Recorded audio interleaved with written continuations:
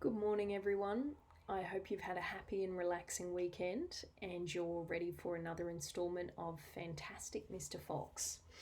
So, I think last time where we left it, Fantastic Mr. Fox had one more stop off he had to make with his friend Badger. Okay, let's read. Chapter 14 Badger Has Doubts. Just one more visit, cried Mr. Fox. And I'll bet I know where that'll be, said the only small fox left now. He was the smallest fox of them all. Where? Asked Badger. Well, said the smallest fox, we've been to Boggis and we've been to Bunce, but we haven't been to Bean. It must be Bean. You are right, said Mr. Fox. But what you don't know is which part of Bean's place we are about to visit. Which? They said both together. Aha, said Mr. Fox. Just you wait and see. They were digging as they talked. The tunnel was going forward fast. Suddenly, Badger said, Doesn't this worry you just a tiny bit, Foxy? Worry me, said Mr. Fox. What? All this stealing. Mr. Fox stopped digging and stared at Badger as though he had gone completely dotty. My dear old furry frump, he said, do you know anyone in the whole world who wouldn't swipe a few chickens if his children were starving to death? There was a short silence while Badger thought deeply about this. You are far too respectable, said Mr. Fox.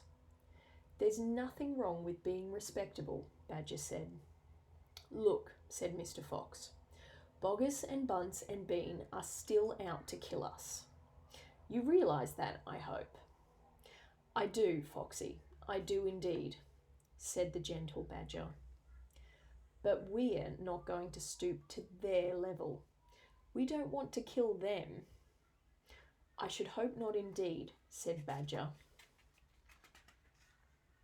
We wouldn't dream of it, said Mr. Fox. We shall simply take a little food here and there to keep us and our families alive. Right? I suppose we'll have to, said Badger. If they want to be horrible, let them, said Mr. Fox. We down here are decent, peace-loving people. Badger laid his head on one side and smiled at Mr. Fox. Foxy, he said, I love you. Thank you, said Mr. Fox. And now, let's get on with the digging. 5 minutes later, Badger's front paws hit against something flat and hard. What on earth is this, he said. It looks like a solid stone wall. He and Mr. Fox scraped away the soil. It was a wall, but it was built of bricks, not stones. The wall was right in front of them, blocking their way. Now, who in the world would build a wall under the ground? Asked Badger. Very simple, said Mr. Fox. It's the wall of an underground room. And if I am not mistaken, it is exactly what I'm looking for. Chapter 15 Bean's Secret Cider Cellar. Mr. Fox examined the wall carefully. He saw that the cement between the bricks was old and crumbly, so he loosened a brick without much trouble and pulled it away. Suddenly, out from the hole where the brick had been, there popped a small, sharp face with whiskers. Go away, it snapped. You can't come in here. It's private. Good Lord, said Badger. It's Rat. You saucy beast, said Mr. Fox. I should have guessed we'd find you down here somewhere. Go away, shrieked Rat. Go on, beat it. This is my private pitch. Shut up, said Mr. Fox. I will not shut up, shrieked Rat. This is my place. I got here first. Mr. Fox gave a brilliant smile, flashing his white teeth. My dear Rat, he said softly, I am a hungry fellow, and if you don't hop it quickly, I shall eat you up in one gulp." That did it. Rat popped back fast out of sight. Mr. Fox laughed and began pulling more bricks out of the wall. When he had made a biggish hole, he crept through it. Badger and the smallest fox followed him. They found themselves in a vast, damp, gloomy cellar. "This is it," cried Mr. Fox. "This is what?" said Badger. "The place is empty." "Where are the turkeys?" asked the smallest fox, staring into the gloom. "I thought Bean was a turkey man." "He is a turkey man," said Mr. Fox. "But we're not after turkeys now. We've got plenty of food." "Then what do we need, Dad?" "Take a good look round," said Mr. Fox. "Don't you see anything that interests you?" Badger and the smallest fox peered into the half-darkness. As their eyes became accustomed to the gloom, they began to see what looked like a whole lot of big glass jars standing upon the shelves around the walls. They went closer. They were jars. There were hundreds of them, and upon each one was written the word cider. The smallest fox leapt high in the air. "Oh, Dad," he cried out, "look what we found. It's cider." "Exactly," said Mr. Fox. "Tremendous," shouted Badger. "Bean's secret cider cellar," said Mr. Fox. "But go carefully, my dears. Don't make a noise. This cellar is right underneath the farmhouse itself." "Cider," said Badger, "is especially good for badgers. We take it as medicine. One large glass 3 times a day with meals and another at bedtime." "It will make the feast into a banquet," said Mr. Fox. While they were talking, the smallest fox had sneaked a jar off the shelf and had taken a gulp. "Wow," he gasped. "Wowee." You must understand, this was not the ordinary weak fizzy cider one buys in a store. It was the real stuff, a home-brewed fiery liquor that burned in your throat and boiled in your stomach. "Ah," gasped the smallest fox, "this is some cider." "That's quite enough of that," said Mr. Fox, grabbing the jar and putting it to his own lips. He took a tremendous gulp. "It's miraculous," he whispered, fighting for breath. "It's fabulous. It's beautiful." "It's my turn," said Badger, taking the jar and tilting his head well back. The cider gurgled and bubbled down his throat. It's like melted gold," he gasped. "Oh, Foxy, it's like drinking sunbeams and rainbows." "You're poaching," shrieked Rat. "Put that down at once. There'll be none left for me." Rat was perched upon the highest shelf in the cellar, peering out from behind a huge jar. There was a small rubber tube inserted in the neck of the jar, and Rat was using this tube to suck out the cider. "You're drunk," said Mr. Fox. "Mind your own business," shrieked Rat. "And if you great clumsy brutes come messing about in here, we'll all be caught. Get out and leave me to sip my cider in peace." At that moment, they heard a woman's voice calling out in the house above them. "Hurry up and get that cider, Mabel," the voice called. "You know Mr. Bean doesn't like to be kept waiting, especially when he's been out all night in a tent." The animals froze. They stayed absolutely still, their ears pricked, their bodies tense. Then they heard the sound of a door being opened.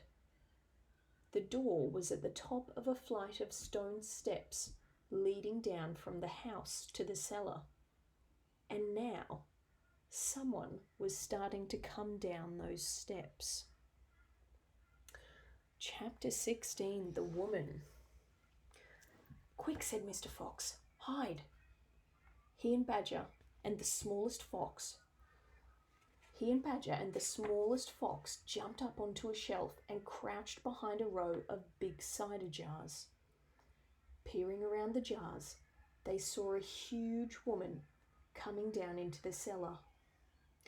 At the foot of the steps, the woman paused, looking to right and left. Then she turned and headed straight for the place where Mr. Fox and Badger and the smallest fox were hiding. She stopped right in front of them. The only thing between her and them was a row of cider jars. She was so close, Mr. Fox could hear the sound of her breathing. Peeping through the cracks between two bottles, he noticed that she carried a big rolling pin in one hand. Ooh. "How many will he want this time, Mrs. Bean?" the woman shouted. And from the top of the steps, the other voice called back, "Bring up 2 or 3 jars." "He drank 4 yesterday, Mrs. Bean." "Yes, but he won't want that many today because he's not going to be up there more than a few hours longer. He says the fox is bound to make a run for it this morning. It can't possibly stay down that hole another day without food." The woman in the cellar reached out and lifted a jar of cider from the shelf. The jar she took was next but one to the jar behind which Mr. Fox was crouching. "I'll be glad when the rotten brute is killed and strung up on the front porch," she called out. "And by the way, Mrs. Bean, your husband promised I could have the tail as a souvenir." "The tail's been all shot to pieces," said the voice from upstairs. "Didn't you know that?" "You mean it's ruined?" "Of course it's ruined. They shot the tail but missed the fox." "Oh, heck," said the big woman. "I did so want that tail." "You can have the head instead, Mabel. You can get it stuffed and hang it on your bedroom wall. Hurry up now with that cider." "Yes, ma'am, I'm coming," said the big woman. And she took a second jar from the shelf. "If she takes one more, she'll see us," thought Mr. Fox. He could feel the smallest fox's body pressed tightly against his own, quivering with excitement. "Will 2 be enough, Mrs. Bean, or shall I take 3? "My goodness, Mabel, I don't care so long as you get a move on." "Then 2 it is," said the huge woman, speaking to herself now. "He drinks too much anyway." Carrying a jar in each hand, and with the rolling pin tucked under one arm, she walked away across the cellar. At the foot of the steps, she paused and looked around, sniffing the air. "There's rats down here again, Mrs. Bean. I can smell 'em." "Then poison them, woman, poison them. You know where the poison's kept?" "Yes, ma'am," said Mabel. She climbed slowly out of sight up the steps. The door slammed. "Quick," said Mr. Fox. "Grab a jar each and run for it." Rat stood on his high shelf and shrieked. "What did I tell you? You nearly got nabbed, didn't you? You nearly gave the game away. You keep out of here from now on. I don't want you around. This is my place." "You," said Mr. Fox, "are going to be poisoned." "Poppycock," said Rat. "I sit up here and I watch her putting the stuff down. She'll never get me." Mr. Fox and Badger and the smallest fox ran across the cellar, clutching a gallon jar each. "Goodbye, Rat," they called out as they disappeared through the hole in the wall. "Thanks for the lovely cider." "Thieves!" shrieked Rat. "Robbers, bandits, burglars!" Chapter 17, The Great Feast. Well, I think we might leave that for next time. We are getting very close to the end of this story. Thanks for tuning in today, and tune in again tomorrow for the final installment of Fantastic Mr. Fox. Have a lovely day.